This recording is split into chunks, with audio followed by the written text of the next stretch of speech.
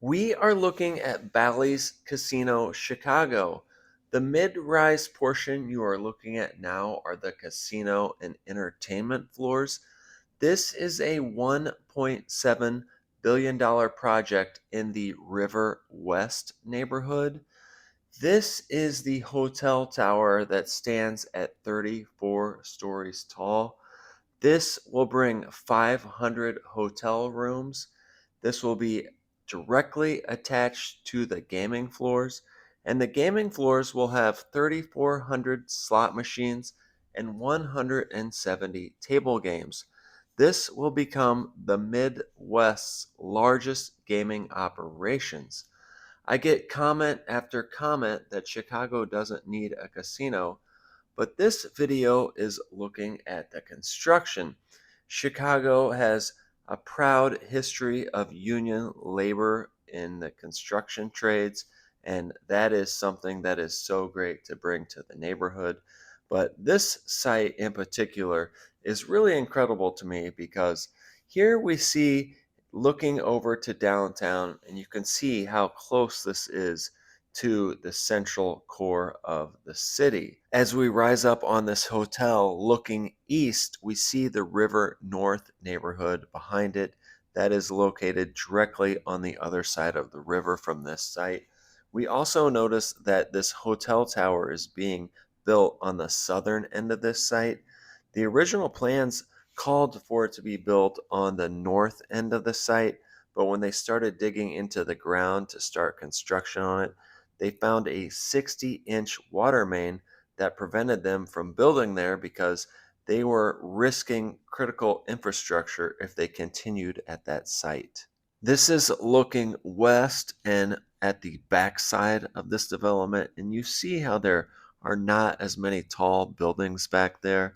And now we look at this from the front, looking east, and you see that River North neighborhood in the background there, and you see the density of all of those buildings. So, this being built west of the river, in between River North and the West Loop, is really those taller buildings moving out and further away from the lakefront. So, let's talk about the history of this site. This is where the Chicago Freedom Center stood, and that was opened in 1981.